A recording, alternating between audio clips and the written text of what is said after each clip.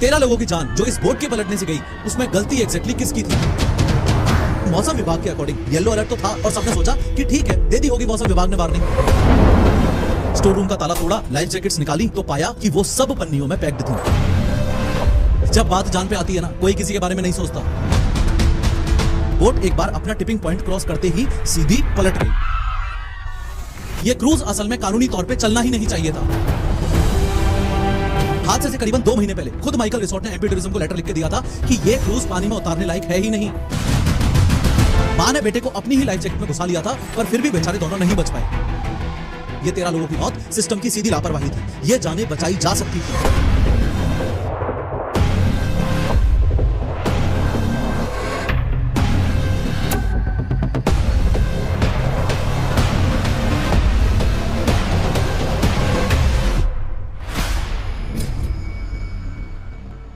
देखो, अपने देश में मध्य प्रदेश में यहाँ मौजूद है जबलपुर। जबलपुर से करीबन 1 घंटे की दूरी पे नर्मदा नदी के किनारे पे यहाँ मौजूद है बरगी डैम बोटिंग पॉइंट। ये वही लोकेशन है जहाँ से ये नर्मदा क्वीन नाम के क्रूज में वो लोग सवार हुए थे जिनकी 30 अप्रैल 2026 की शाम को क्रूज डूबने की वजह से जान चली गई। और खमरिया आइलैंड के पास ये वो लोकेशन है जहाँ तेज आंधी तूफान और खतरनाक लहरों की वजह से ये क्रूज डूबा और 13 लोगों की जान चली गई। इस बोटिंग पॉइंट से कुछ ही दूरी पर मौजूद है ये बरगी डैम जो 1988 में बनकर तैयार हुआ था। इतना समझ आ गया ना? ये मध्य प्रदेश का वो एक शहर जबलपुर, 1 घंटे की दूरी पे ये बरगी डैम, ये वो बरगी डैम बोटिंग पॉइंट जहाँ से लोग क्रूज पे चढ़े थे और ये वो लोकेशन जहाँ पे क्रूज डूबा था। ठीक है यहाँ तक? अब आगे बढ़ते हैं। ये देखो, ये जो रेड लाइन बन रही है ये पूरा एक राउंड हुआ करता था इस क्रूज का। इस राउंड को कंप्लीट करने में 45 मिनट्स लगते थे। उसके अलावा ये जो बरगी डैम बोटिंग पॉइंट है इसके पास ही यहाँ पे है ये माइकल रिसोर्ट। टिकट काउंटर यहाँ इस माइकल रिसोर्ट में ही था। ये Michael resort Madhya Pradesh tourism department का ही था, यानी एक तरह से मध्य प्रदेश सरकार ही चलाती थी इसको। ध्यान देने वाली बात यह है कि बरगी की क्रूज और बाकी water activities Michael resort manage करता था, जो एमपी गवर्नमेंट के अंडर आता है। मतलब इनडायरेक्टली जो नाव डूबी, ये बोटिंग पॉइंट, ये माइकल रिसोर्ट, इन सब की जिम्मेदारी मध्य प्रदेश गवर्नमेंट की ही थी। इन शॉर्ट, इस बरगी डैम बोटिंग पॉइंट पे एक नॉर्मल डे कुछ ऐसा दिखता था कि टूरिस्ट आए, माइकल रिसोर्ट के टिकट काउंटर से टिकट खरीदी, यहाँ इस लोकेशन से क्रूज में बैठे, 45 मिनट्स का राउंड किया और वापस चलो भैया अपने घर। पर 30 अप्रैल 2026 का वो दिन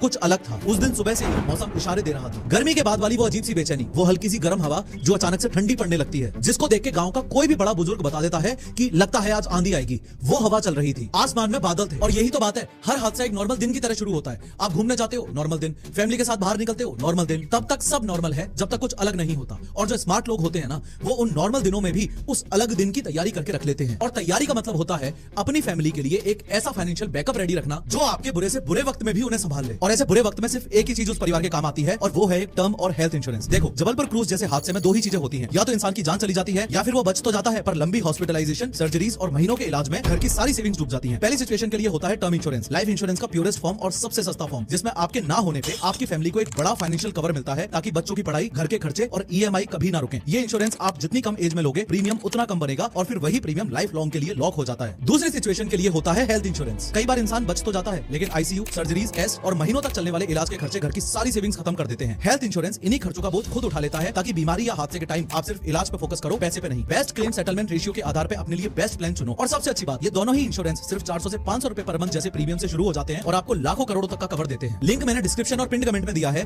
तो अभी जाओ और अपने उस अलग दिन की तैयारी आज ही कर लो। और यहाँ बात सिर्फ आसमान के इशारों की नहीं है, खुद सरकार के अपने मौसम विभाग ने पहले से साफ साफ वार्निंग दे रखी थी। और यहीं पे इस पूरी कहानी का असली ट्विस्ट छुपा है। हमारे देश का मौसम विभाग यानी IMD किसी भी खतरे को 4 कलर्स में बांटता है। ग्रीन मतलब सब ठीक है, येलो मतलब होशियार हो जाओ और नजर बनाए रखो, ऑरेंज मतलब तैयार हो जाओ और रेड मतलब अभी के अभी एक्शन लो। यानी येलो अलर्ट का मतलब ये नहीं होता कि छोड़ो यार कुछ नहीं होगा। ये एक साफ वार्निंग है कि मौसम कभी भी बिगड़ सकता है, सावधानी रखो और खासकर खुली जगह और पानी वाली एक्टिविटीज से दूर रहो। पर येलो अलर्ट के बावजूद भी टूरिस्ट लोग टिकट खरीद के इस क्रूज में चढ़ते जा रहे थे। शाम के 5:15 बज चुके हैं। 27,000 रुपए पर मंथ की सैलरी पे काम करने वाला क्रूज का ये पायलट महेश पटेल भी अपने कैबिन में आ चुका है और उसने इंजन स्टार्ट कर दिया है। जितनी देर इंजन गर्म हो रहा है उतनी देर ये समझो कि इस क्रूज के टोटल 2 फ्लोर्स हैं। ये है ग्राउंड फ्लोर और ये है टॉप फ्लोर। ये है फ्रंट साइड जहाँ पे टॉप फ्लोर पे ही पायलट का केबिन भी है और ये बैक साइड जहाँ पे ऊपर वाले फ्लोर पे जाने के लिए सीढ़ियां भी हैं। जेटी के साथ अगर क्रूज इस तरह से लगा हुआ है तो पीछे की साइड से ही लोग इस क्रूज पे चढ़ते हैं और पीछे की साइड से ही टॉप फ्लोर पे जाने के लिए ये सीढ़ियां हैं। ग्राउंड फ्लोर पे जब अंदर की तरफ आते हैं तो यहाँ इस स्टोर रूम में सारी लाइफ जैकेट्स इन लोगों ने ताला मार के बंद करके रखी हुई थी। आज हादसे वाले दिन ये लोग जो ग्राउंड फ्लोर के इंटीरियर पे अलग अलग चेयर, कुर्सी, सोफा वगैरह पे बैठे हैं, इनके पास कोई लाइफ जैकेट्स नहीं थी। ग्राउंड फ्लोर के इंटीरियर में घुसते ही यहाँ 2 AC लगे हुए थे और ये ग्राउंड फ्लोर के फ्रंट साइड का एक्सटीरियर था जहाँ से लोग बाहर खड़े होकर फुल नजारा, फुल व्यू, फुल मस्ती मजे ले रहे थे। काफी देर हो चुकी है, इंजन गर्म हो चुके हैं। क्रूज के पायलट ने क्रूज को बढ़ाना शुरू कर दिया है और सारी कहानी सिर्फ इतनी सी है कि मौसम विभाग के अकॉर्डिंग येलो अलर्ट तो था, पर जिस समय क्रूज अपनी राउंड ट्रिप के लिए चला यानी कि 30 अप्रैल 2026 की वो शाम के 5:16 पर, उस समय मौसम बहुत ज्यादा खराब नहीं था और सबने सोचा कि ठीक है, दे दी होगी मौसम विभाग ने वार्निंग। देखने में तो रियल लाइफ में सब सही ही लग रहा है ना। एक रूल और जो जोड़ा था वो ये कि